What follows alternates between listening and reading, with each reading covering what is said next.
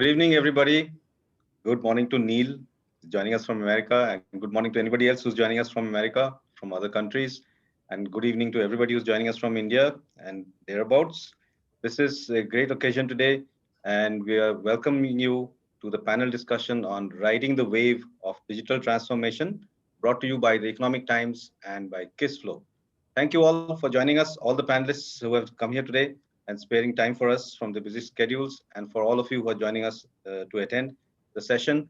My name is Alokesh Bhattacharya. I'm senior editor of the Economic Times. I will host today's discussion. We have a very strong panel here today for a talk on digital transformation. Let me just quickly take you through a preliminary introduction. We have Krishnan Venkateswaran. He's the CIO of Titan Company. We have Abonti Banerjee, Chief Marketing and Digital Officer of Tata Capital. We have Ashish Gupta, Chief Technology Officer of Max Bupa Health Insurance. We have Neil Miller, Director of the Digital Workplace Alliance.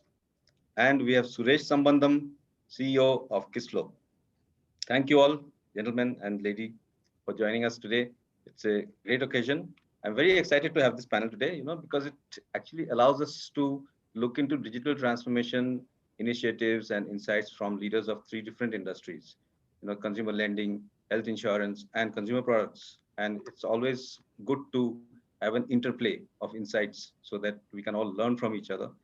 And that makes it very, very exciting.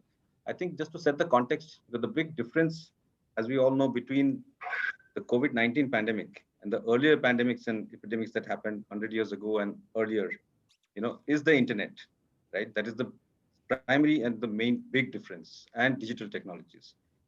These technologies and the connectivity, they have allowed us to continue to live life despite the pandemic, almost normally. So we have been, practically teleported into a futuristic world where there is no physical contact.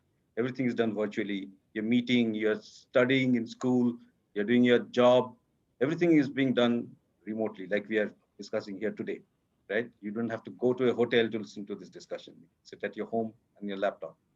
It's seen from the future.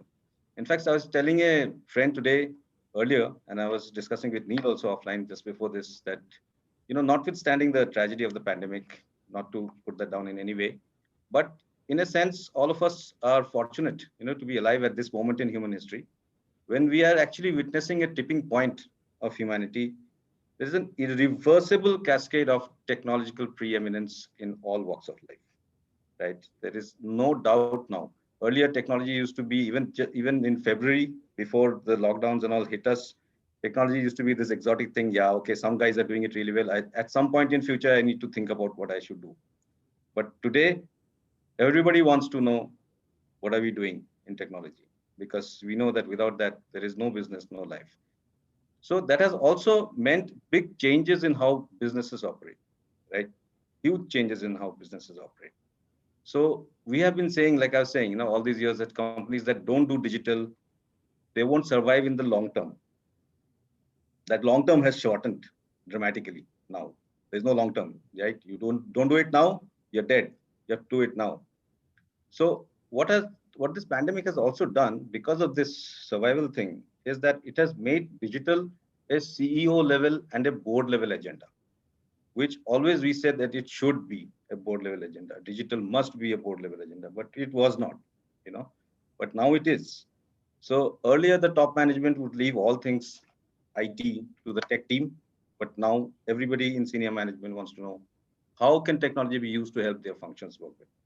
How can they drive more productivity? So technology today is really driving business strategy, and even new revenue streams are being identified through digital tools, which is a huge difference from what it used to be. Today, you don't need to tell a CEO or a chairman of a board that they should look at digital technologies as a force enabler. They know it, right? You don't have to tell them that anymore. That is a big difference. However, more than the senior leadership, it is the employee that needs to buy into your digital vision. You need to make it work for your organization. Every employee needs to believe what you're saying and participate in your digital initiatives. Otherwise, it's not going to work, right? So that actually increases the responsibilities of the tech leadership.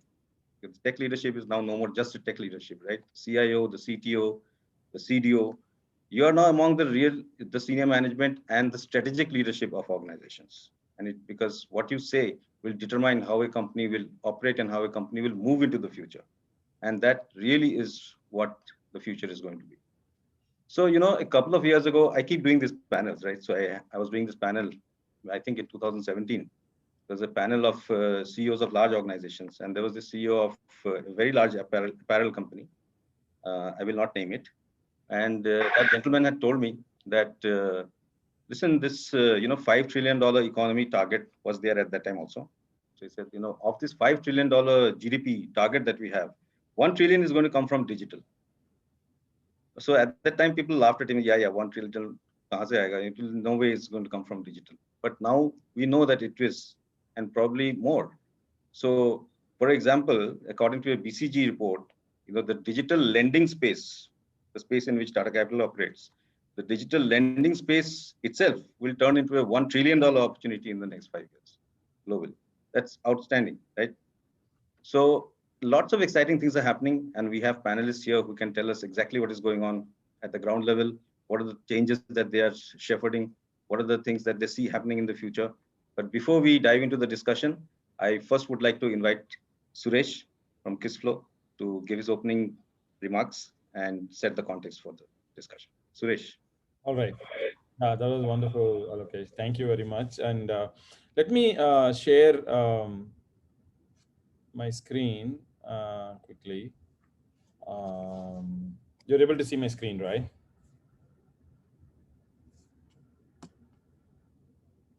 Yes? Yes, Yeah. yes. Go Yeah. ahead. Again, I welcome everyone for this webinar and panel discussion with very, very elite and eminent panel here. Thanks everyone for coming in. So I sort of want to start off with two famous cartoons that were strolling us about the digital transformation, right? And one of this, This is probably really good, Suresh. This is amazing. yeah. Look at the digital transformation. Yeah, so this is, I think most of you would have already seen it. If you haven't seen it, this is literally one that all of us laughed out loud. And the other one that actually made me think about it is this one, actually, right? So digital transformation is years away, right? And then COVID-19 comes in, and then it just happens happens like that in a snap. So these are the two famous things that was going on during the COVID times. But before I go into more serious topic, let me give you a little bit background about who I am and what is my background and my company. So I am Suresh, and I'm the founder and CEO of Kissflow. It's a digital workplace. We are a platform company. We have customers in 160 odd countries, literally globally. Every single country where there are people, I think we have customers. We are a 100% digital company, born in digital, sell digital, support digital, market digital. Our software is digital. So we don't have offices in any of these places. We have only offices in Chennai, and we have some presence in the US. But otherwise, it's literally a truly globally operated through digital technology. So we have some really big brands that use our software. Like some of these but even in India, our 90% of our customers are in international. We have 10% customers in India, and these are some of the customers who use our software in India. We are actually a leader in the business process management space as per G2 Crowd. We are also featured in Forrester and Gartner. Okay. So let's jump straight into the DX 2.0. So, what is DX 2.0, right? Really speaking, it's not that many of you joined this panel and also in the audience, right? It's not that we are not doing digital transformation. We are doing digital transformation in a particular, slope, right? And we are at a juncture which requires a different inflection point.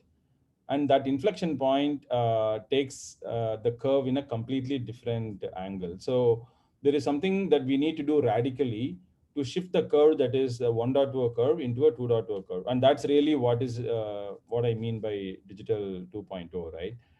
A classic example is this particular chart. In China, You can see the chart in terms of downloads of work-related WeWork chat, WeChat work applications before February, and then you can see the huge spike in February, right? And then when when it settled down, there was a consistently 200,000 to 300,000 download that has been happening on a daily basis. So that is amazing, progress in which people are trying to figure out how to do remote work and stuff like that. So the speed at which people are trying to adapt to this new reality is enormous. Now, when we talk about digital transformation, there is really these three phases. There is this digitalization, and then there is transformation, right? And that's very important to sort of understand that digitization is basically analog to digital, right? And digitalization is about automating all the processes. It will focus on productivity and incremental innovation and stuff like that. But the transformation is essentially a complete change in mindset. It's a style of leadership. It's like how they say, like web first or a cloud first or a mobile first architecture. The digital transformation is actually a digital first mindset, right? Starting from leadership, culture, mindset, and actually speed to value. It's a completely different way of thinking about everything. So that's really very important to sort of understand. Um, it is all the more important because by 2025, 75% of the entire workforce, right? We're talking about the entire workforce is going to be by millennials. That means these are already guys who are born in digital. That means that this demographics is going to further accelerate this whole paradigm. So last year, just before COVID, we actually did a huge conference in Chicago. It was a big conference. We were a platinum sponsors along with Slack and Citrix. And we had really, really top executives who come into this, global executives, like 450 people from the best of the companies in the world who attended this conference. And we asked this question to them, right? What are your organization's top 5 priorities in terms of your digital transformation and the digital workplace, right? The first one is digitization and process improvement. And then the second one came as knowledge management. Third one is about culture and change. And I think this is a very, very important takeaway.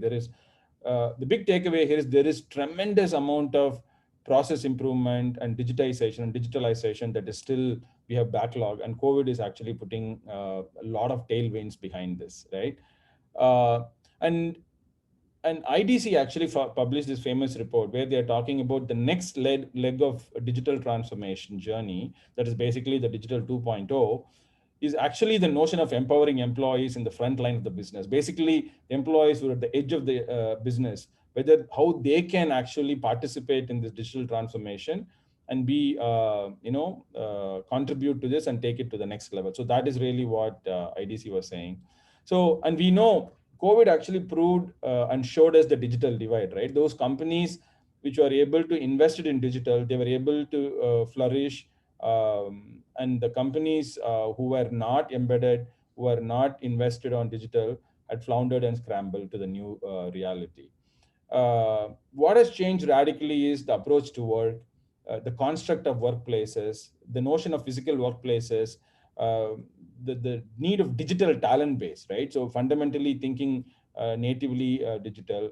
And then a lot of tech purchases also has become outcome based. So all of this, it also means the benefits also pretty straightforward, right? This was a recent statistics that was published.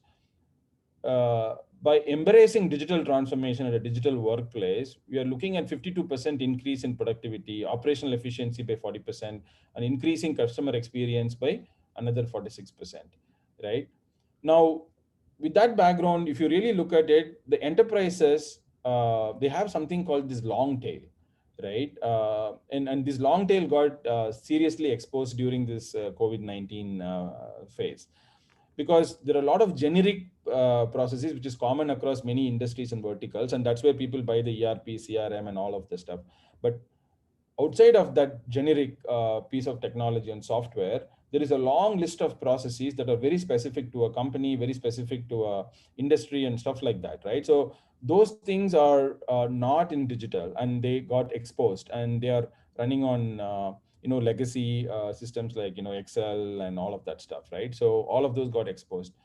So that is the thought which I wanted to leave with you, and I just wanted to take a 2-minute advertisement and talk a little bit about Kissflow. Kissflow is a digital workplace. It's a single unified platform which allows you to coordinate, collaborate, and control your entire business across teams, geographies, and departments. We have 6 modules in the product.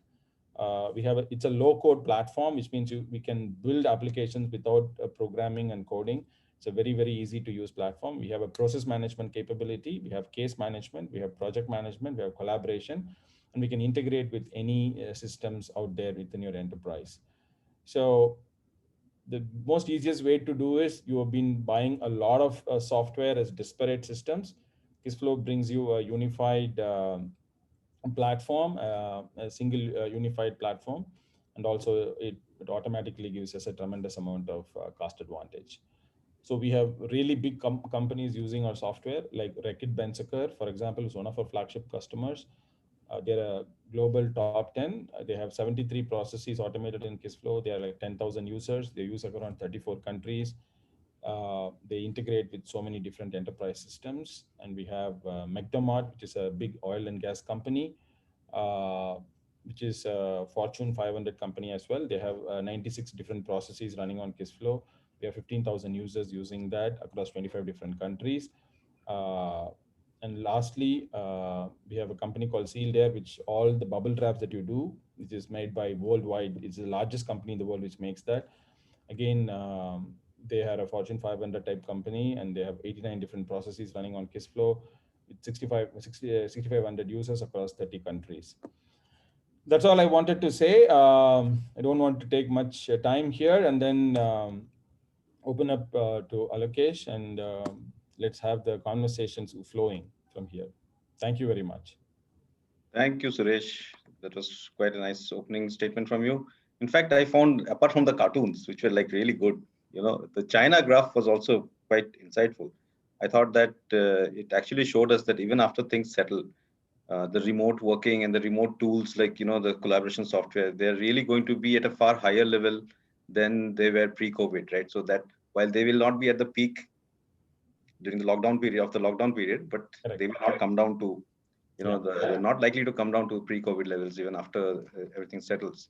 The other interesting thing that I found in your talk was about the process improvement, and the fact that most people are still talking process improvement even after so many years of digital and technological, process automation that has been happening. It is interesting. I wonder how much time it will take us, to move into true value-added stuff like, finding new revenue streams, or even finding good choices for M&A opportunities, right, through digital tools. So where are the synergies that lie there? That's the next level that I'm really waiting to see when that's going to happen. And hopefully it'll happen soon enough. A quick note to the audience, while my team has been putting in messages and telling you all that, if you have a question, put it in the Q&A tab. And depending on the time, we will ask some of your questions, and we might even try to bring some of you on camera so that you can ask the question yourself.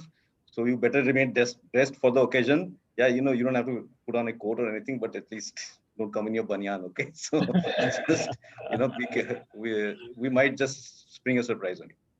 Okay, so now let's get to the panel discussion. We will just start with a slightly broader and a slightly strategic kind of view. If we look at how digitalization strategy was before COVID, there has been not just, we are talking of transformation, but the transformation of the strategy of digitalization has also transformed, right, from what it was before COVID and what it is now. And so I'd really like to hear that from the panelists as to, what are you doing now that you were not doing before? And perhaps you could illustrate that with an example of any radical initiative in these months, that you have undertaken that have impacted your digital transformation journey. And I'd really like to start with Ashish, because health insurance is the thing to look at in this panel, right? When we are talking about COVID, and health insurance should have shot up like phenomenally, right? And people are all scared. They must be really running after you to get that insurance policy. Yeah, that's true. That's true. Good standalone health insurance are today for new business anywhere between 80 to 100% growth rates on their top line. So yeah, that's true. Touch wood, this period has been a bit kind to us. notwithstanding again the global tragedy. But for our business, it's been kind. I mean, look, it's what we are doing is fairly straightforward. If a truck of money came in and just opened up and money was flying everywhere, what would you do? You'd kind of run and grab that money. So that's exactly what has changed with COVID. Earlier, we used to go pillar to post saying, hey, let's digitize this, let's digitize that. Can you support us? And today, it's all incoming. So I think the pillars of strategy haven't changed. The pillar of digital strategy have always been higher revenue, lower cost, better customer and employee satisfaction. I think the pillars remain the same. And I don't think it's true just for digital or digital in COVID. It's true for any business metric that you put up. So I don't think the pillars have changed. What's changed is the acceptance. There's been a really strong tailwind. And I'll give you an example of a dramatic transformation. So obviously, one of the biggest things we do as in health insurance is pay claims. So you go to a hospital gives you a bill, you kind of send those bills, and then we pay those bills. Today, we get everything paid digitally, right? To the extent that that index of paper has moved from zero, of non-paper transactions on claims has moved from 0 to 92%. That's how dramatic it's been. Similarly, on the customer acquisition side, you used to have all of these forms that used to be filled, and then people used to digitize, and then they used to type wrong, and people used to say that, my name is small enough, but with larger names, what happens, right? Both offensive and very, very counterproductive.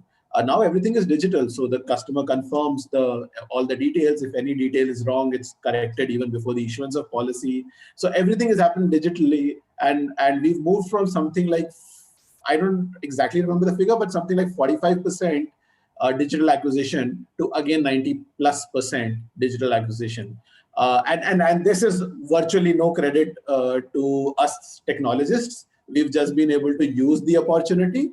But the market's changed, the adoption has changed, and that makes for some dramatic interventions. And now I'll tell you, it's not just these first step activities, as was earlier being talked by Suresh in terms of the steps of transformation. It's not that we've just made a process and made it digital. It's that now, since the process is already digital, we are excited about building stuff like rules engine. So we're building a really mega rule engine that basically says that claims can be adjudicated automatically. And if that happens, you make a claim, you get the payment in like 15 minutes, right? That's the ambition, right? Now that can be done. Earlier, it wasn't done because the paper used to take 2 days to come, and then used to punch it in, which used to take time again. Then somebody used to verify, take that paper, see the script, and kind of verify it. All of that has gone out of the window. So now what we are saying is, why can't we take this one level further and actually automate the claims end to end? We've already done it for this year for our underwriting. So for our flagship product, Reassured this year, if you go into one of our agents and they fill up your form, the underwriting is actually automated. So that's where it is. It's the adoption that's changed, not really the pillars of how you take a decision. You expect this adoption to maintain this trend? Yeah. So now from here, there is no option, right? Because you've seen a wonderful world. It's like you've driven a Ferrari. Would you really go back to a Maruti 800? You won't, right? So people right now, our agents are sitting at home, talking to customers, converting sales. Who will want to go in the 50-degree Delhi heat to home, knocking down doors, and then being told that the customer is not available? So I think this is here to stay. We've seen this globally. Like if you look at digital consultations, medical consultations, OPD consultations as a metric, that number's gone up dramatically. And everybody was worried that when COVID subsides, what will happen to the numbers? We have colleagues in Spain, UK. That number hasn't come down. So once the adoption happens, once you've gone to a better world, you don't go back. Yeah. I would love to have a Max Bupa health insurance. The only thing is that I don't know what I'd feel if I have a chatbot named CIA talking to me, So I'm wondering what was behind that name that you gave your chat. What does CIA stand for? Very good question. Actually, even I don't know the answer to that. Right. It actually is something. It's just a name. It's a small name that we wanted to keep to make it sound like but CIA, I'm going to be a little suspicious. I've got intelligent assistant. Yeah. Customer intelligent assistant. Yeah, customer intelligent assistants, No, I'm just making something like it that. up. But yeah, I've gotten what Alokesh was referring to quite a bit. I think it also makes for a good conversation having CIA behind you. But yeah, but that's Cool. one of the things. Nice, very good. Thanks for that insight. I'll come to Abonti. You know, lending is such a sentiment-driven business. I think you need to unmute yourself before you answer. But it's such a sentiment-driven business, and sentiment, if anything, has gone south like like nobody's business since the lockdown has hit us. So, has digital transformation taken a backseat because in your organization, because the sentiment you need to fix that first and assure people that no, you can still borrow, or has your digital transformation journey continued the way it was before? What is the difference now, and anything special that you have done in Sure. these months? Sure. So, Alokesh, a couple of things. See, first, let me start by saying that in the financial industry, unlike some other industries, the industry itself was in a pretty mature state of digital transformation. If you look at it holistically, of course, there were some who were ahead of others. But if you look at the industry as a whole, and if you compare it to some other industries, say textiles, for instance, some of the other manufacturing industries, overall state of digitization was far higher. Be it the customer uptake, be it the willingness of the customer, be it the platforms that are available, say for payments in the country, which are way ahead, of all global payments, be it the regulator who have been very agile. So it was in that state to begin with. What the pandemic has done, of course, has accelerated, but accelerated from a high, rather than from a Okay. low. Mhm. What you're saying about sentiment, yes, I think in the first 2 months, there was a lot of uncertainty, I would say, but subsequently with the regulatory interventions coming in and liquidity becoming better, I don't think that sentiment played such a role. I think that most of the industry went back to their pre-COVID level kind of disbursements within July, August, as was the case for Okay. us. Okay. And therefore, whatever investments we had made in digitalization, of course, proved very, very advantageous. Like Ashish described, it was, a huge gain. And for instance, to quote our numbers, we were steadily growing. We had already made these investments over the past year, so we were steadily growing in terms of customers who preferred the digital channels for servicing, for instance. And we had grown that number, say, from a 15-20% to a 50-55. But when the branches shut down, that was obviously 100. Similarly, in terms of onboarding and getting customers onboarded, like you would know, the lending industry still is distributor led for some proportion, and the distributors, again, like Ashish was describing, would go, though we would give them a tablet, or a mobile based app on which to onboard, they would still visit. Now overnight that model changed to a telephonic plus an email kind of an exchange or a platform exchange to get information. And that was adopted in days. Gone were the days where we had to do multiple trainings and then implore them to use it and then publish MIS to see who was using and who was not. Overnight everybody was using it because that's the only disbursement that they did. So yes, it certainly shifted things in terms of usage. But I would say that, Anything frankly, radical or different you did in these few months that you have not done before? what I just described, one of them was, of course, the entire distributor onboarding process, which we, substantially changed to make it more amenable to a non-contact kind of a meeting. Right. And that saw a dramatic uptake. We already had invested in pods and in servicing. Those also, again, saw a lot of lift. Uh, the other part, which became completely electronic, digital, whatever you call it, was a recovery part, right? So recoveries and debt servicing, moved away from the physical world, and there again, we introduced a whole lot of payment channels so that during this time, and it continues in mortgages, for instance, about 97-98% of our recoveries are digital today. So I I also think believe it that changed in. you are creating self-serve options for your customers across all points. Is that correct? That's right. They existed, Alokesh. So for the retail side, for instance, we too have a bot, and the full form also I know. It I is hope called it's the not Tata CI. Capital Intelligent Assistant.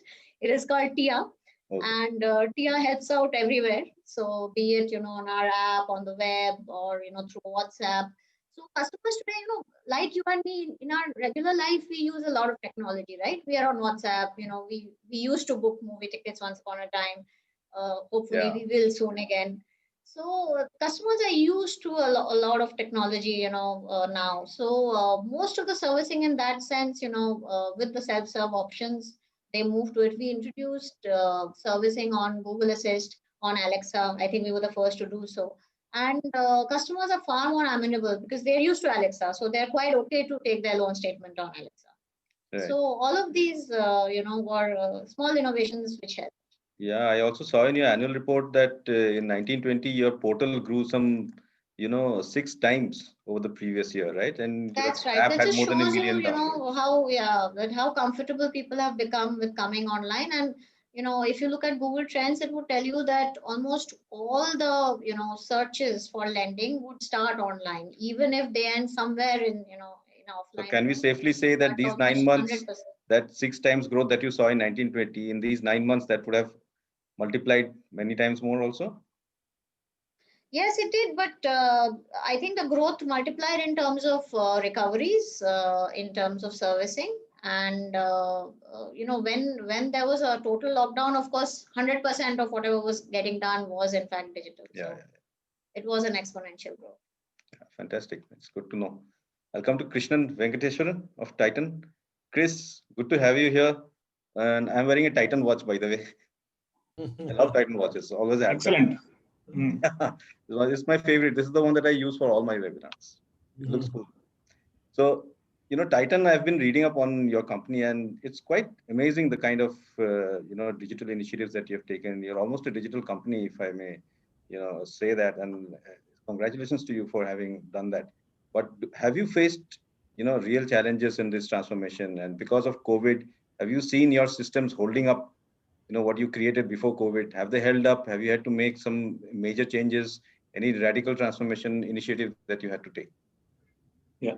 So we have started our journey several years back happily. So the first cartoon in Suresh's presentation happily doesn't hold for us. And as my co-panelists have also said, it doesn't hold for them either. So that's good, right? What has changed, like we rightly discussed, is customer adoption and comfort with digital.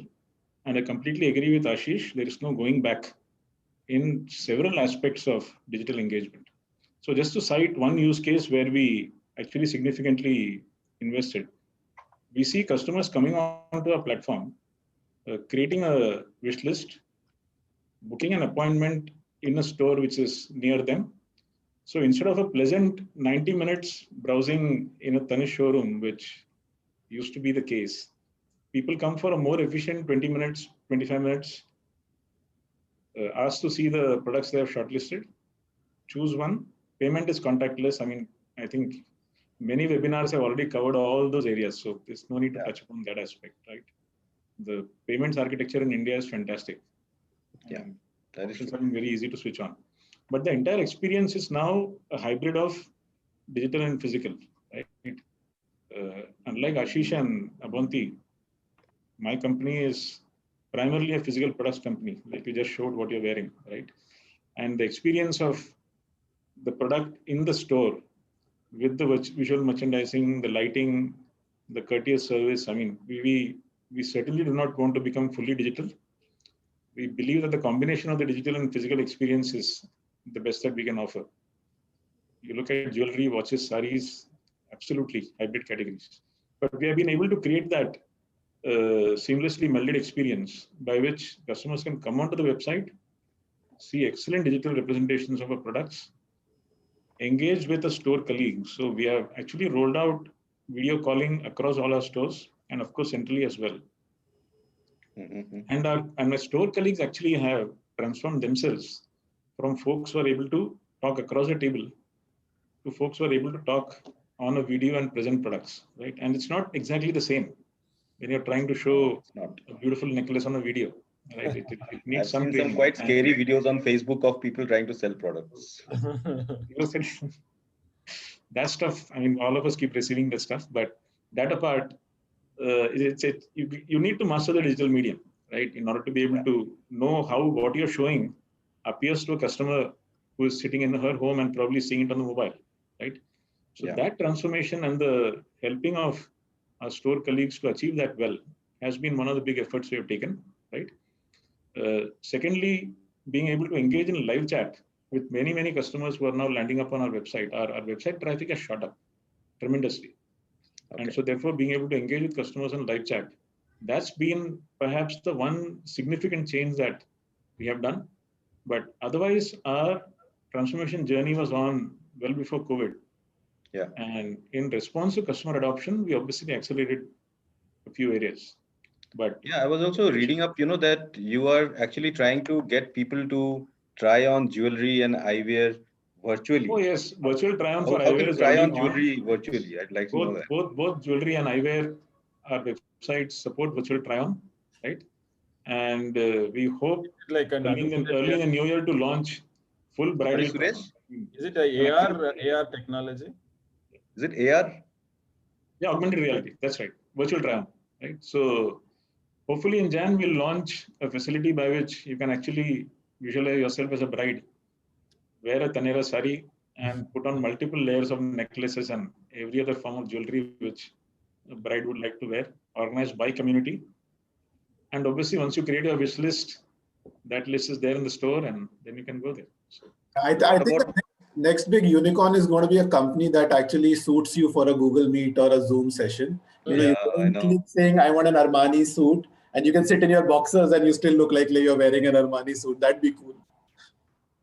We already are piloting it. I mean, we have seen our colleagues wearing Taneira saris. So, thoda adjust karna hai, but ho jayega.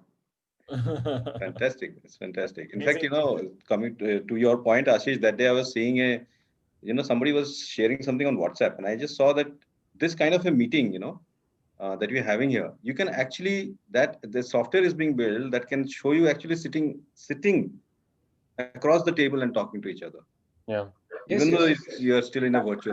That's the big challenge, no, Alokesh? You make all of this trial software and work from home continues, and people are only buying the digital version of the sari and not the actual sari. No, they'll order it home, yeah. Aisa nahi hai, isn't it? But you're right, Ashish. To expand on that point, the creation and maintenance of desire for companies like ours in the lifestyle physical product space is actually the biggest challenge, right? Correct. That's very much. Take apparel companies, for example. Big challenge. Actually, previously, we can't say no to a marriage. Now people are conveniently saying, we'll send you a digital wish and we just stay at home. But how are you seeing the walk-ins back, Krishnan, into the stores? How has it been? Walk-ins like the financial industry, it's not gone back really. It's remained digital. But in fact, I'd like to share a stat. Thanks for asking. Between the Dussehra to Diwali period, our jewelry sales this year have actually grown over the corresponding period of last year. Wow. So, and how much of that is from your store directly? Most of it. See, what we're talking about digital is really influencing and streamlining and enabling our customers to make a perhaps much more efficient visit to the store, right?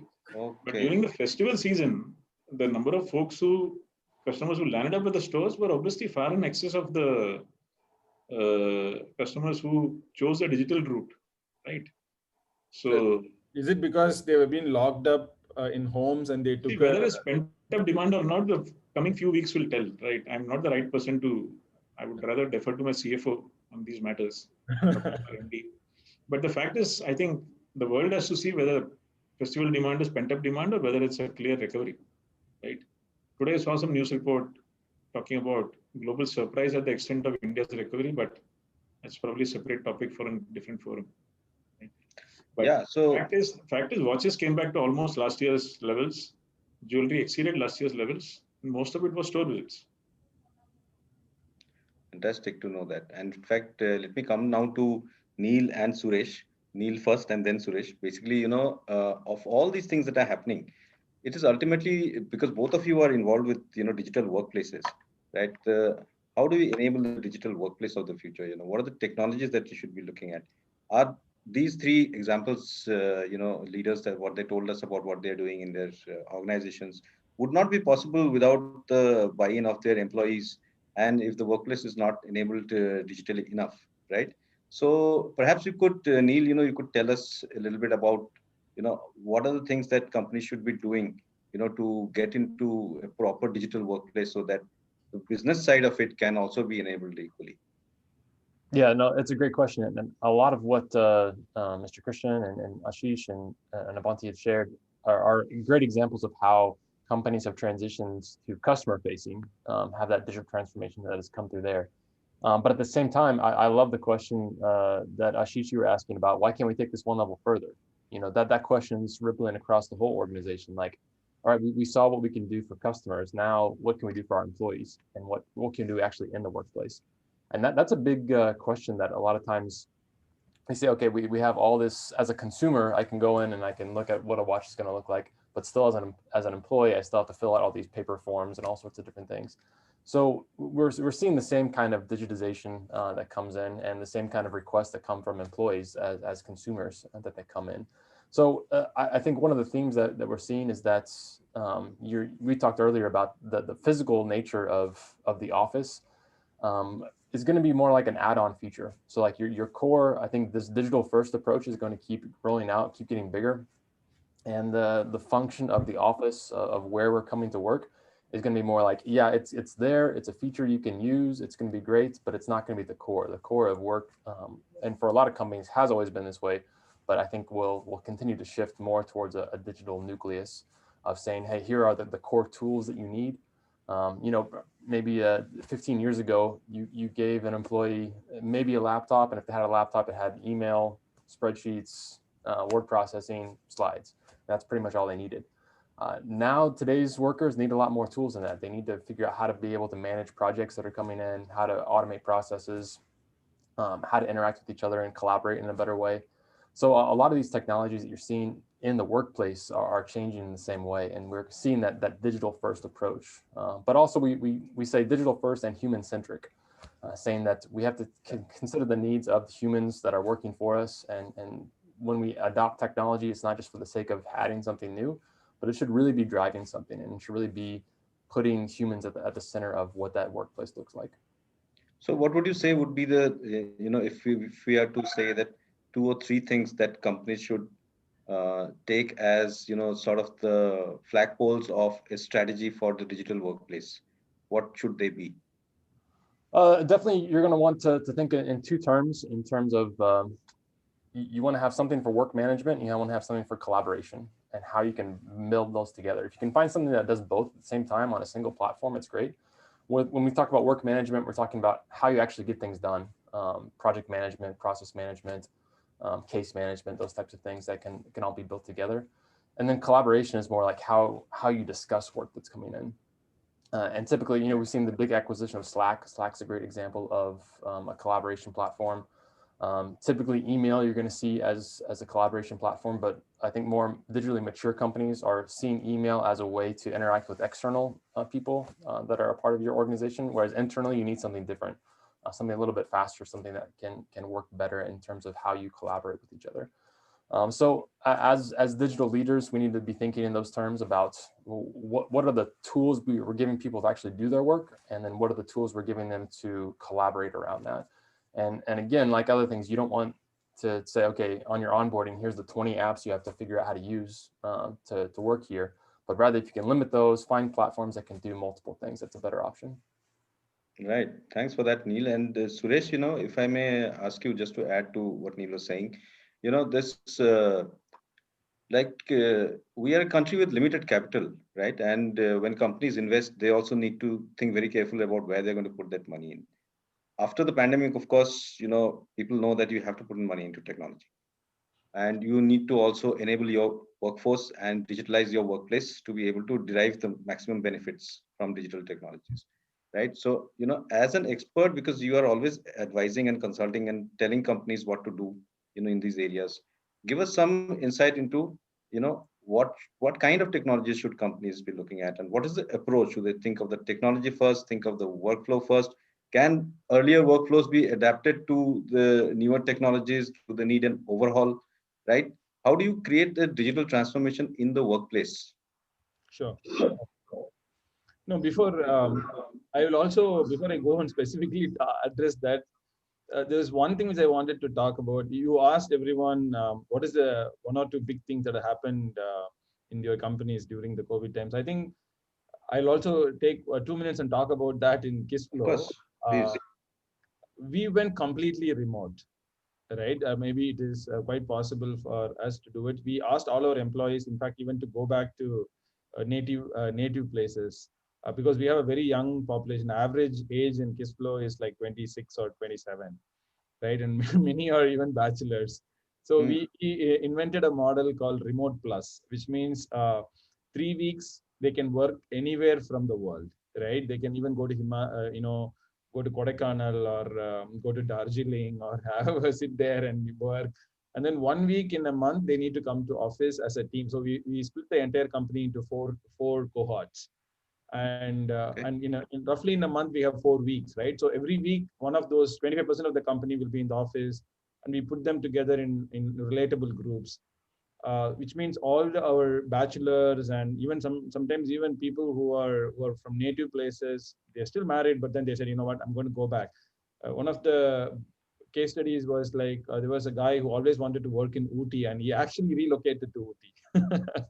And he got an admission for his school kid, and his kid is joining there. So this actually, we believe very excited about this personal transformation inside our company, this Remote Plus model of which we have embraced, and it has produced a tremendous amount of benefits for us.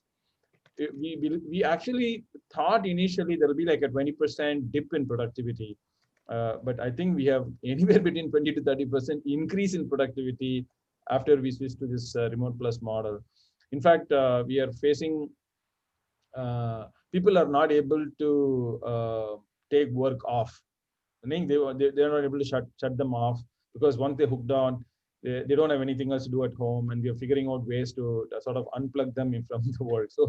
So this is something I wanted to say. I think this is a very radical thing that we have done. So coming back to the specific question, I think more than technology, and I don't want to use technology and push KISSFlow or anything like that into anybody's mind, but I would actually say, I think there is a paradigm shift in thinking that can help digital transformation to take a completely new level. That paradigm shift is, can we empower the business? There is a huge talk that's been happening for 15 years about business and technology alignment, right? But then I think it's not just no longer about alignment. Can we even put business on the front of the show? That means that today there is technology that is available. So today, look at how things are getting digitized or automated in the enterprise. Somebody has a domain knowledge, which is oftentimes the business, and they need to spec it out, document it, give it to maybe IT or somebody like that, and then somebody has to. IT may have resources. They probably find a partner who can actually do it for them, and then implement, go back to the business, validate, test, roll out, and things like that, right? So there is a huge cycle, and there is a huge paradigm that has been established, and we have been following that paradigm for quite some time, right?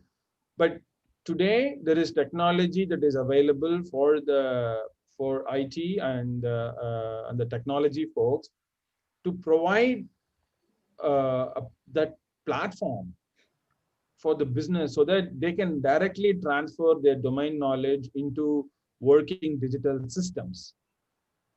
That means you are cutting across a huge amount of iteration, right? In fact, if business starts doing some of these things themselves, they will make reasonable and meaningful compromises, which otherwise they will not be willing to make if they give it as a spec. For example, if you give me a spec and then I do something and come back to you, you will tell me, hey, I asked this button to be exactly here. Why is this button here?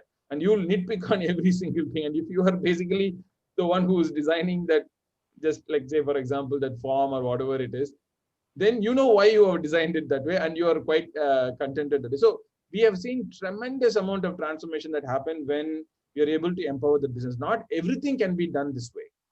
Let's also be very clear, right? We cannot take everything and adopt in this paradigm. But this paradigm can be adopted for simple to medium complex business processes that like doesn't require a huge amount of technology knowledge, but it requires a huge amount of domain knowledge from the business standpoint. If this paradigm can be adopted, there is another 10x of benefit that business can achieve, right? So that's really, and IT can be a great winner, right? They can be like a big champion by championing this. So that's really my view. Meaning, I don't want to say so many things. This is only one point I wanted to say, and that's all I wanted to say. It was that particular question because that will make a huge impact because it's a paradigm change. Great. In fact, that's very, very interesting. And I'll take the the workplace question to the other panelists also. But before that, we want to run a poll with the audience. We have 200 people here, and we're all experts and senior people in their own areas. So Nidhi, can we please run the first poll? Only the audience can participate in this. Everybody, please give your vote. We'll wait for a few seconds.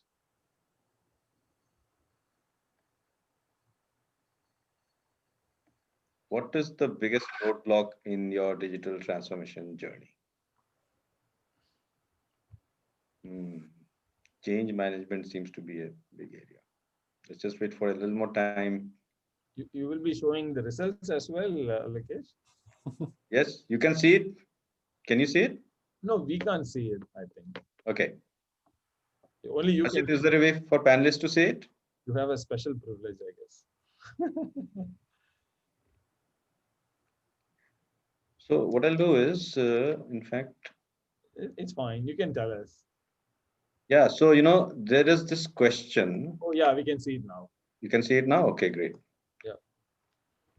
The biggest roadblock in digital transformation journey, most people say it's change management, 54%.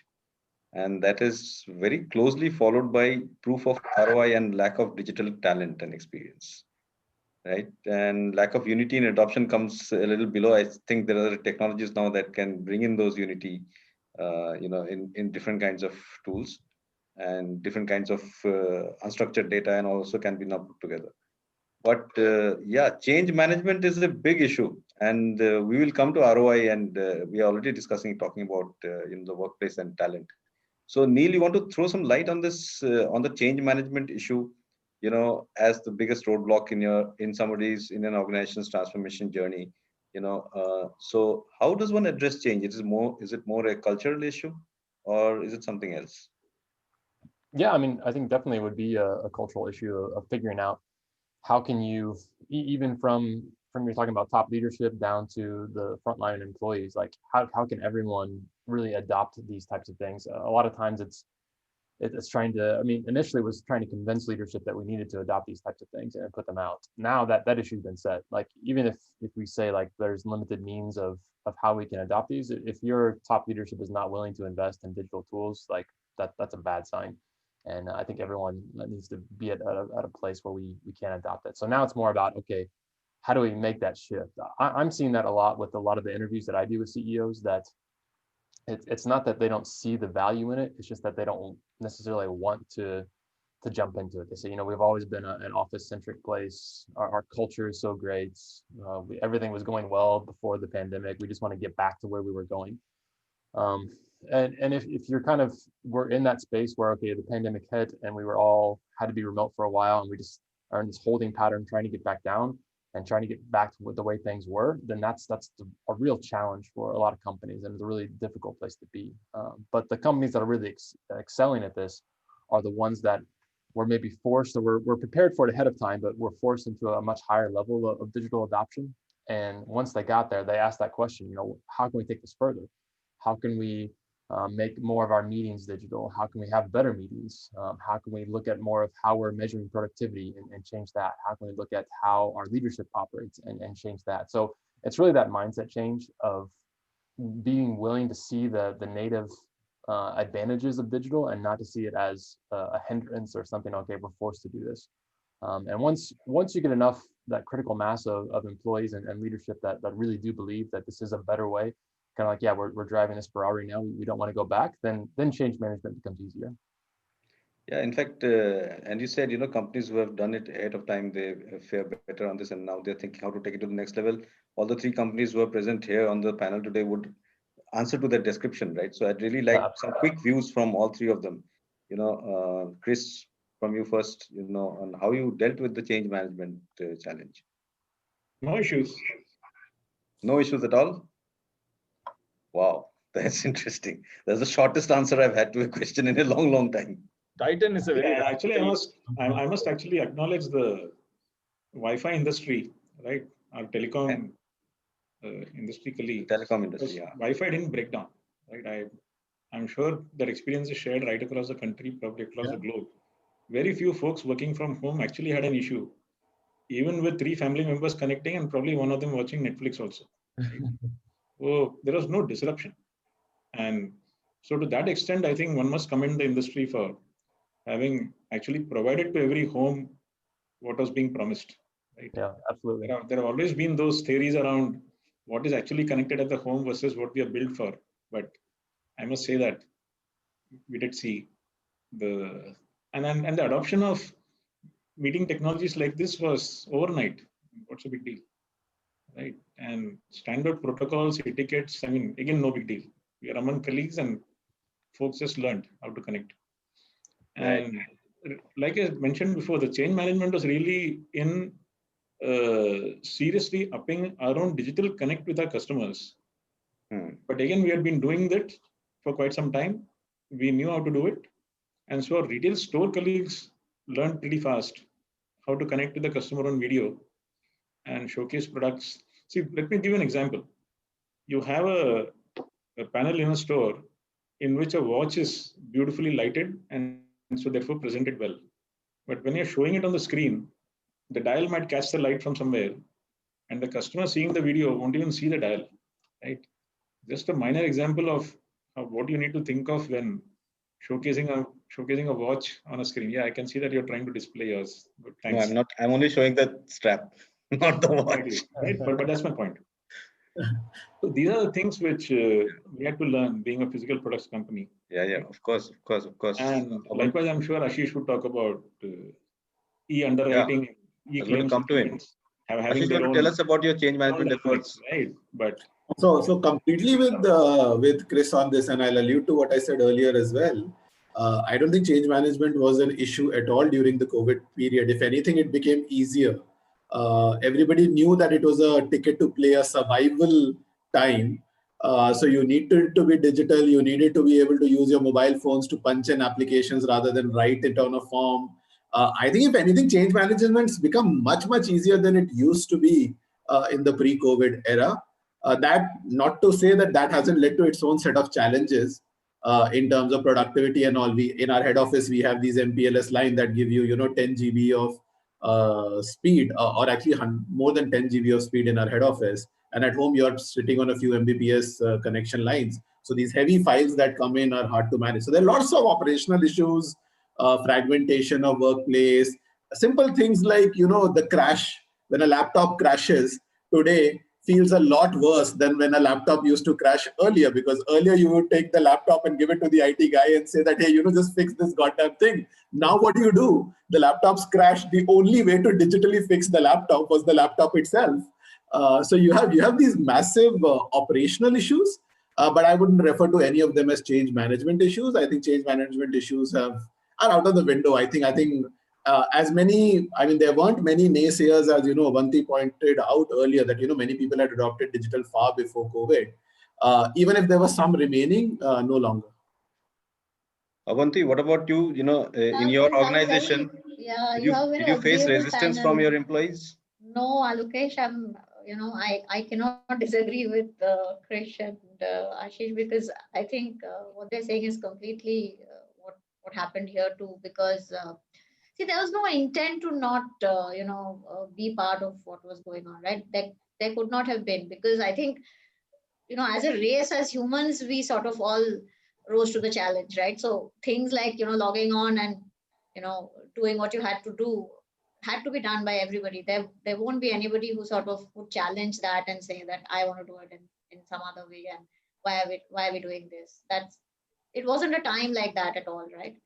all of us try to put in our best, and that's true for all colleagues. I think that it is more operational. Like Ashish said, we all organizations would have the odd blip where somebody's laptop is not reaching, somebody's not able to join, and there would be a bunch of connectivity issues, and there would be some important meetings where critical people are not able to be heard.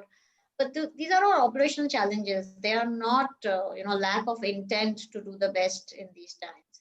I think one challenge which is not change management but is a real challenge is new joinees and remote leadership, and leading and training the team completely remote during these months where they have not really interacted with too many people in the organization. They've not really met their stakeholders and peers face to face. That I feel is posing a little bit of a challenge as we move on and we are in the 9th or 10th month.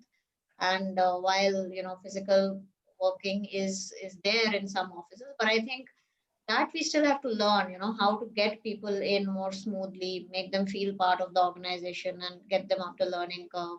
Tools and aids will help, but I think human connect was still a very important link in that.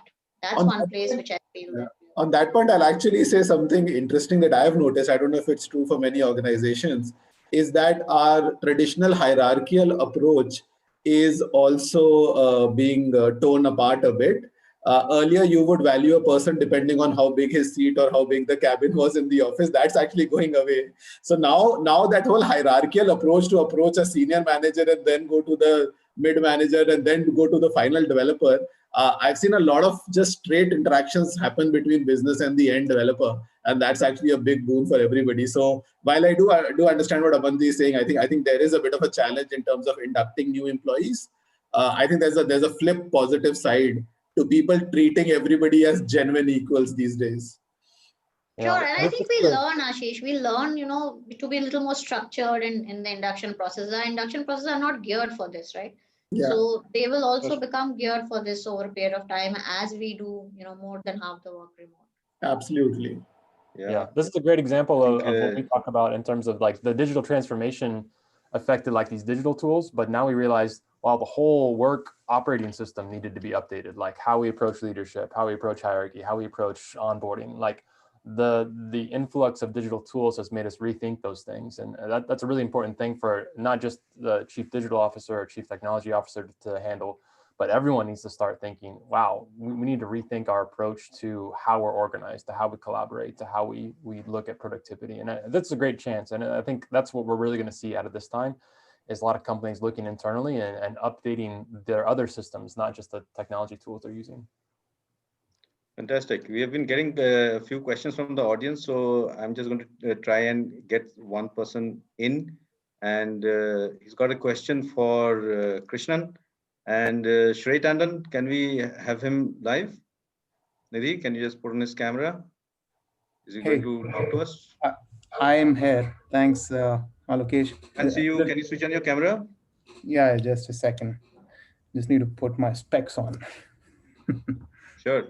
Yeah. We can see you without your specs. Oh yeah, I just wanted to make sure I see everyone. But thanks a lot for. Yeah, please introduce yourself and ask your question, Shrey. Absolutely. Thanks for joining us. Yeah, so I'm Shrey Tandon. I'm a part of the Coursera team, and amazing discussion around digital transformation.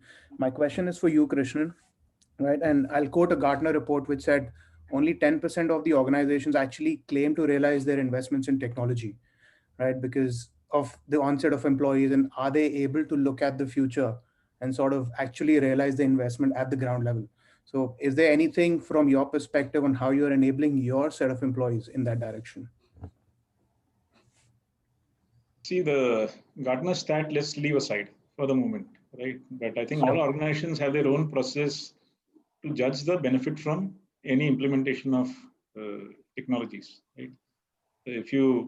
One thing we have been seeking to ensure, or I should say two things, because they're actually distinct. One is convergence of systems, right? Integration. And that may be natural for financial services, right? But it's not natural for a retail company because you'll have a manufacturing system, then you'll have a store system, which is a POS, then you might implement a CRM, and then an e-commerce engine, and you might just lose sight of the fact that they all need to talk to each other. It's quite possible, and that's happened. So we have taken care of data quality and convergence very carefully.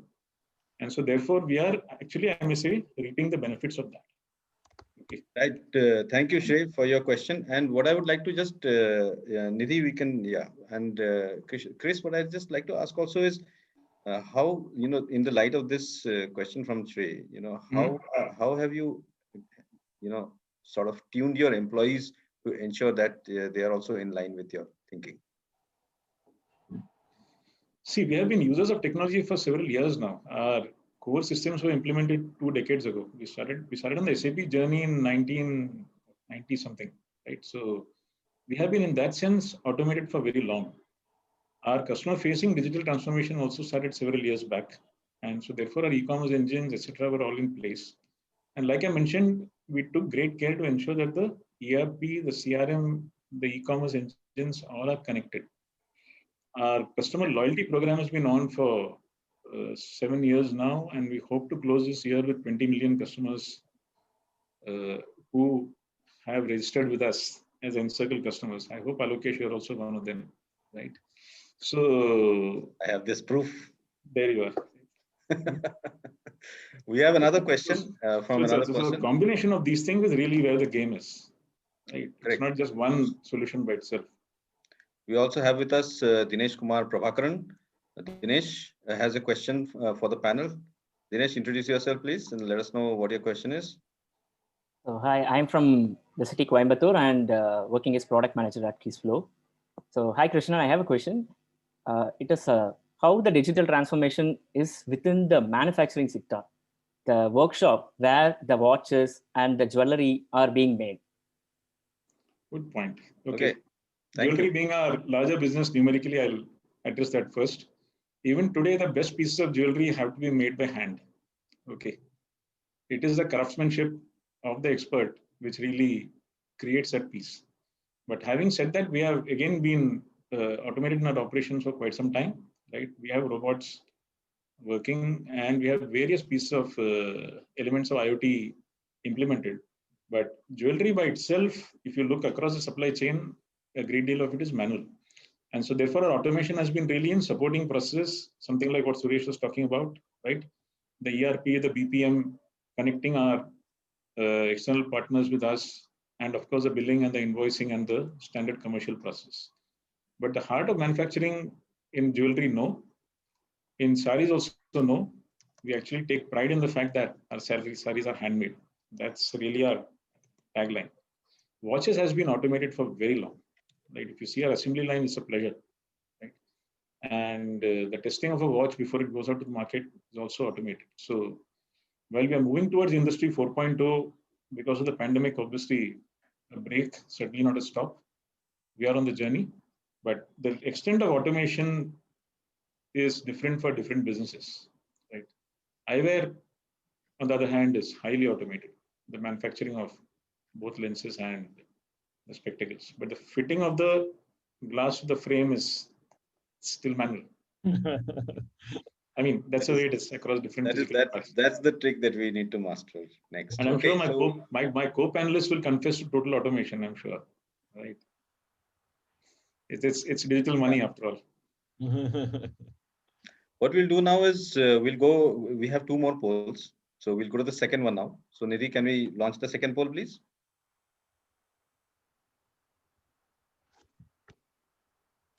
All right. So the question is, the top digital need of team leads in my organization is, and there are some 4 options: simplified collaboration options, no code or low code platform for automating workflows, easy project management tools and metrics, employee engagement metrics. What is the top digital need of team leads in my organization? Let's see what our audience has to say. I can see quite a close contest between all the 4 options now. Okay, you get to see it when the thing ends. The polls are pretty tricky. People don't know what to choose sometimes.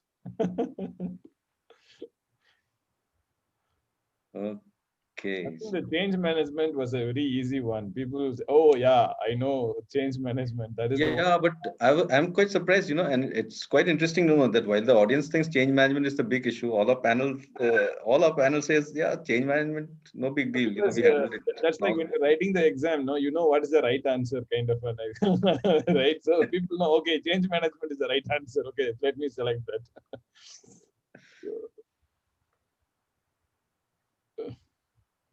Okay, so we're waiting for this. Okay, can you see the Companies results? for companies like Titan, and Max Bopa and Tata Capital, they are like tier 1 companies, right? So they are going to be leading in terms of technology and digital transformation. Correct. And people management. I mean, these are all like star perform. These are the people everybody has to look up to. So I think it's no surprise these folks are on top of the chain, right? So definitely. Yeah. Can you see the poll results? Yeah, we can. What's it for you, Abanti? Between these four, there seems to be a close contest between all four, even though we can say that the first and third are sort of neck and neck. It looks like people can select multiple options because the percentages are not tallying. Yeah, they can select multiple options because there can be multiple needs for an organization. So it looks like simplified collaboration tools and easy project management tool. That's really what this is. I guess it would be the first and the third for me mainly. Okay. Yeah. So that's Ashish. Yeah, I think the biggest one is actually not the option. Please don't change the spec after we take the project live. I think if you ask all of my tech leads, that's the one that you're going to get. That before, don't change it after it goes live. But that's on a lighter note. But that is where you need a low code, no code platform. You can keep changing it as many number of times you want. Sorry for fair point. Fair point. But Neil, I'd like to also understand from you, if you look at these four options and you interact with so many organizations, which of these do you find most resonating the most in your conversations? The most pressing one that people feel is the collaboration one, just because there's so many communication channels these days. Like when people say, hey, I sent you that, it's like there's 5 options, there's 10 options, where did you send me that? And a lot of this is not going to be solved by more technology. It's going to be solved by the systems we use and decide, okay, yeah, when we're sharing things, we're always going to use this platform, or just kind of saying, hey, we can't be having conversations in 6 different places. We have to know where those were and where they are. So I think that's one of the most pressing problems I'm hearing from people is that collaboration is just a Wild West game right now. And there's just so many options, and every tool you use has some way to talk about it. So trying to find a way to get a better contextual collaboration so that you're talking about the thing right where it's happening is a good option. But really, this is about organizations kind of setting some rules, and really not even organizations, but individual teams saying we're going to use just this platform and this app for the collaboration and the communication aspect. Right. What about you, Suresh? Which are the themes between these that you find resonating the most, in your conversations with other organizations? And also, would you say that digital transformation is changing the way people work, or is it the other way around? But meaning, I would say mostly collaboration, definitely, because I think it's a number one choice that came up, and I will agree with that. Partly because although we use the word collaboration today, like they've not been more than it's mostly communication that happens in collaboration. If you go to Slack, for example, it's basically a very powerful chatting messaging system, although it has some integrations through Slack bots through which you are supposed to achieve the collaboration. But the 90% of things that happens in a Slack is actually communication. Right. But what people really require is contextual collaboration. What is a contextual collaboration is that's why they really want that. For example, I have a ticket or an issue. Somebody filed an issue. I don't want to go to Slack and then say, hey, what happened to this issue? And then copy paste that URL and post it in the Slack channel. And then say, hey, can you give me the status for this? This is what really happening today. Okay. But what really people need when they talk about collaboration is, I am on a ticket. Can I do at mention? Let's say Neil has to work on it or Ashish has to work on it. Can I say Ashish Gupta, what is the status. I don't want to go to a Slack channel and then, go find Ashish Gupta and copy paste that link and then ask for status. And when he replies to that, I don't know what he said. 3 days later, or 2 weeks later, when I go back to that ticket, I don't know what was the conversation happened, because that conversation happened in Slack. Right. Not having that history there. So this whole disconnect between, although people use the word collaboration, what they're really doing is communication. So there is a need for transforming from communication to real collaboration, because the word collaboration so much is abused and there is a specific context that has been set. I'm using a new word, which is contextual collaboration, to differentiate from, because I can't change the meaning of collaboration now, because it's already set in everybody's mind. I can go and say, no, what you're doing is collaboration, is not collaboration, it's communication, nobody will believe me. So if I use the word contextual collaboration, that's really what is needed. And that is what a digital workplace is supposed to solve. Because you don't need to go switch between so many tools, between project management and your approval management and your issues and collaboration tools. But if you can bring all of them together in one single unified piece, you would actually achieve tremendous amount of collaboration. And that's really what users are wanting to. When they say collaboration, that's really what they want. Right. Very good point. In the collaboration software, collaboration options need to be further strengthened by default. Definitely, there's no doubt about that. What I'll do right now is I will bring in another audience member to ask a question. His name is Venkateshan Ramaswamy. He's the director of Shrestha Services Private Limited. Venkateshan, welcome. Thanks for joining our event. You have a question around security, around cybersecurity risks related technology adoption. And of course, we all know that most of the cybersecurity risks come from within. Correct? Thank you. Good evening, everyone. Thanks for this opportunity to ask these questions. And by the way, great discussion, lots of learning. Thanks, everyone. There are 2 questions from my end. Can panel hear me? We can hear you. Okay, thank you, sir. Go ahead. Okay, it would be nice if you can shorten your questions. And right. First question is like, there is a big transformation happening digital-wise, which is great. Same time, to same extent, there is a security risk threat too. So what collective action we as an industry or experts we are taking to reduce these security risks? Second question, like we use single-use plastics. Because of that, today we are facing big challenge in negative impact to the environment. Similar way, there might be a lot of single-use data or the technology which we are using, and what type of collective action we are taking to make sure that future negative impact is not there for our environment. Thank you very much. Thank you, Venkateshan. Okay, can we have some answers for him from the panel, please? Sure, let me try. Yeah, go ahead. Speak on question number 1. One of the things we have done in our team is that InfoSec is a gatekeeper, right? And so we are willing to actually sacrifice a bit of agility if the InfoSec team puts up a red flag. I will not get into investments of technologies. That's a separate topic by itself. We have board level and leadership level approval to implement what is appropriate. And we have never lacked for funding. I'm happy to say that. But it's more the behavior of the digital team and obviously the combined team that is seeking to launch new initiatives and capabilities to ensure that the InfoSec team is appropriately empowered to even stop something. And we have done that. So I think that's really the key. The rest of it is expertise, understanding of policies and processes, and understanding risk and agility trade-offs, right? And obviously the layering of the architecture to ensure that not all your systems are exposed to the internet if they don't need to be, and so on and so forth. Those are mechanics. I won't go there. Intent is very important.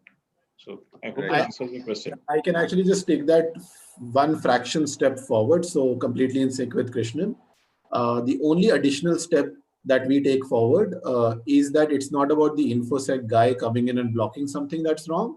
Actually, any change that impacts the front end that is exploitable from common internet is actually approved by the InfoSec before it goes live.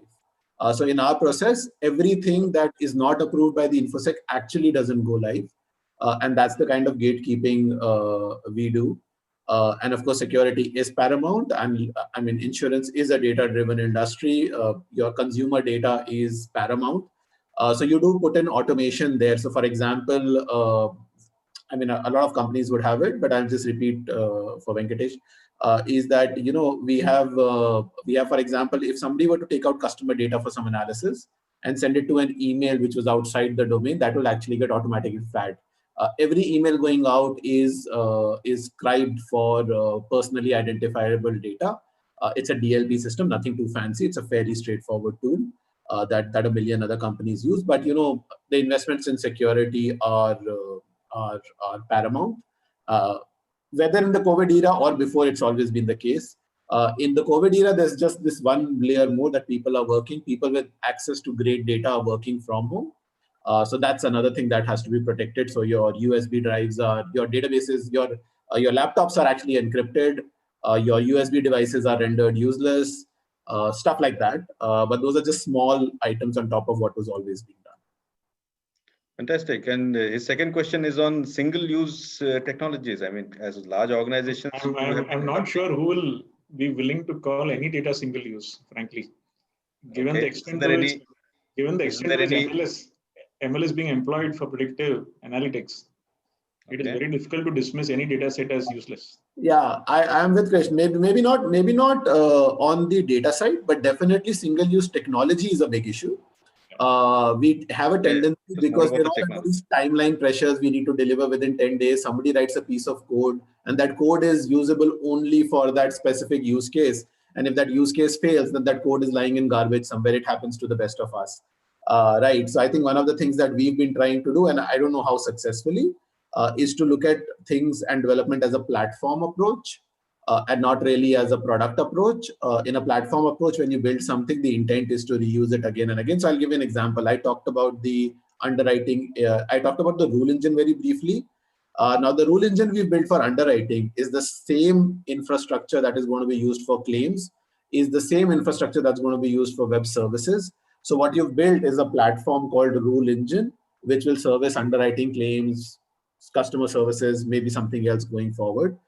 So you do it as much as possible. I don't know what the environmental impact is, by the way. I don't see any environmental impact, but it definitely has a big P&L impact and go-to-market impact. So that is something that we definitely like to focus on. So environmental impact in terms of like where is it stored? It's stored on some hard disk that you don't need anymore, and you're just throwing it out. Right? Well, see, you have to wonder whether all the Garba videos on Facebook right now are single use. So I think that's actually a much larger problem. Yeah. That is true. Thank you so much, Venkatesh, for your questions. You know, thank you very much. You really added a lot of value to our discussion. Thank you for coming and asking. Yeah. So Nidhi, can we now move to our final poll for the day? That also will give us hopefully some very nice insight that we can now discuss. The third poll.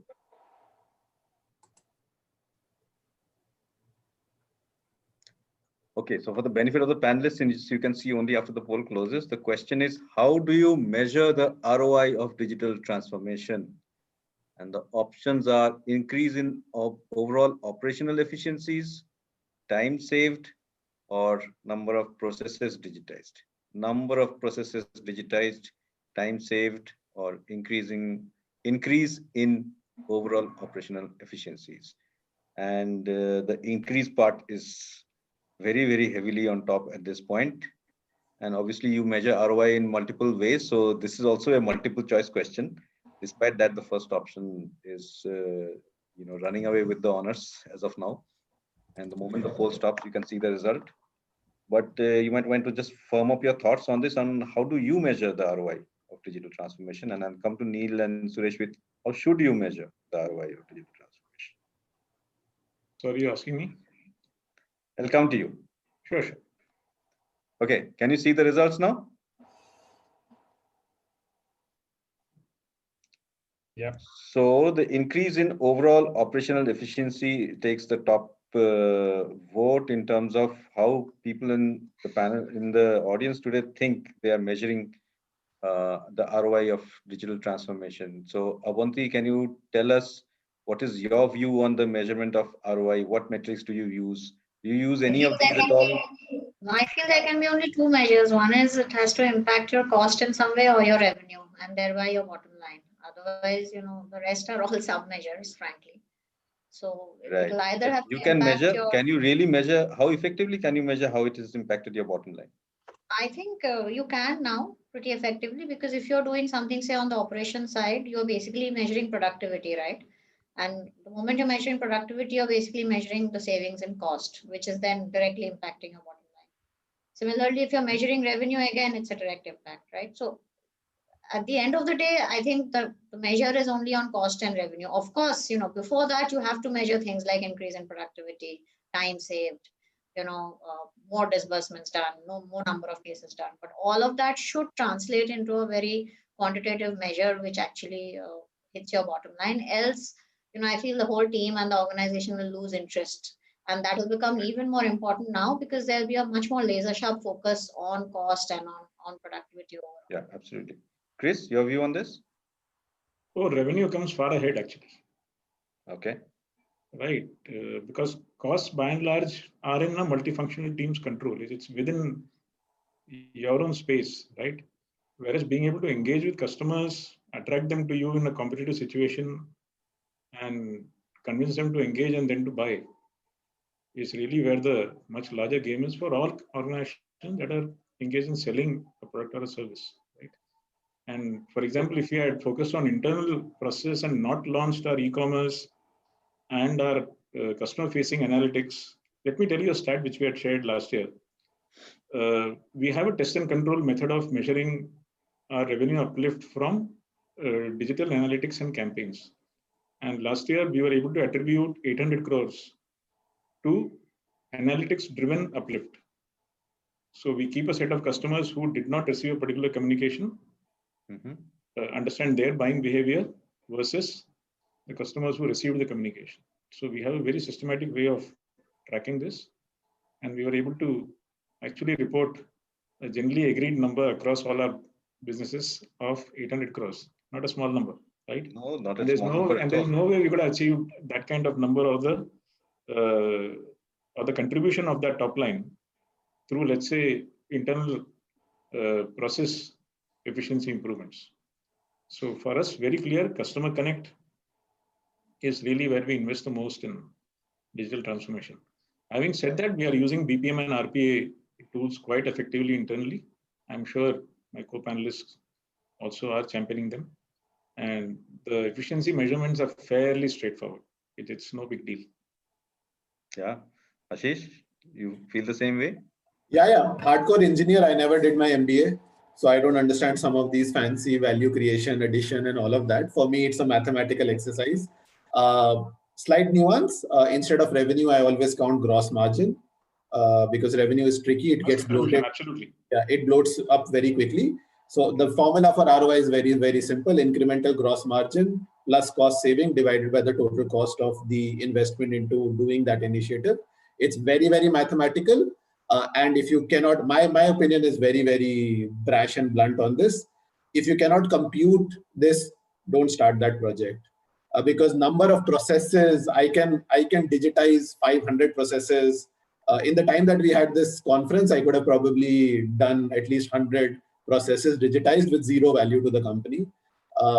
I think it's not about the number of processes. It's not about time saved. It is not about anything else. If you're investing into something, it should give you a penny P&L impact.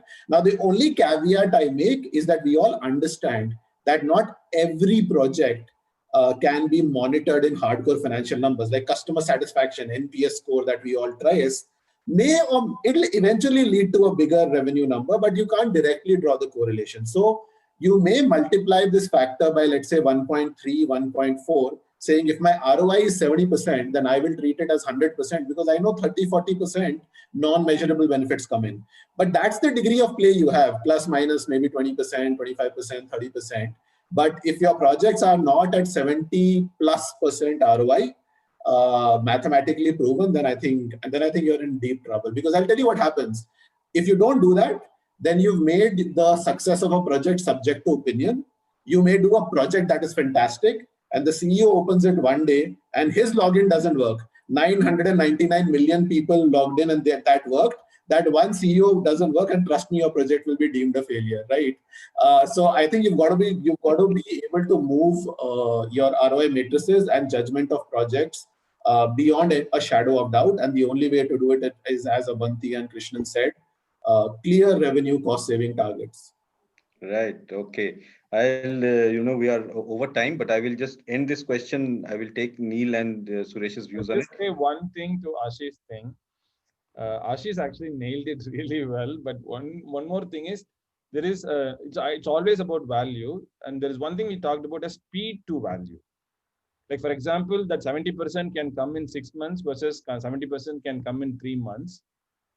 That changes the game. Right. That is the speed to value metric. So Right. ROI, that formula, he did it beautifully. But in add speed to that formula, it's icing on the cake. Fantastic. Neil, are we missing anything here? Are we missing the human aspect of the ROI? Are we only going to look at this through mathematics, like Ashish and the others are saying? Is there any other angle? I mean, definitely, like, revenue should be there and the gross margin should be there, but oftentimes, like you said, it's a lagging indicator. It's what we see many times, like Suresh said, it may come months or even years afterwards. And even when I look at it from the internal part, that's where I focus most of my time, about how your employees are feeling this. There's also a sense of some of these digitization efforts are just table stakes in terms of when a new person comes to join your company, there's going to be certain expectations.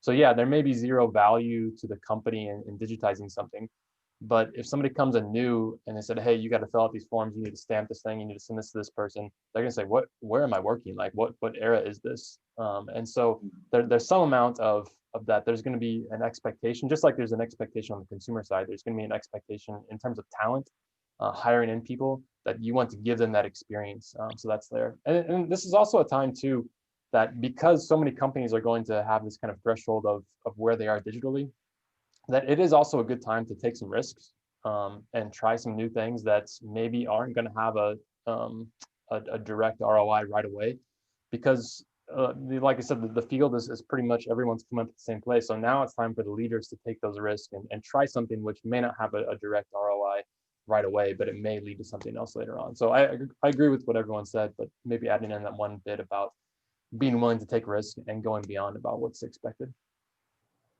That's a very good point. And with that, I come to you, Suresh, for your view on this. I knew you added to Ashish's point on the speed, but you have something else to say about measuring ROI. No, you can always. I don't have anything.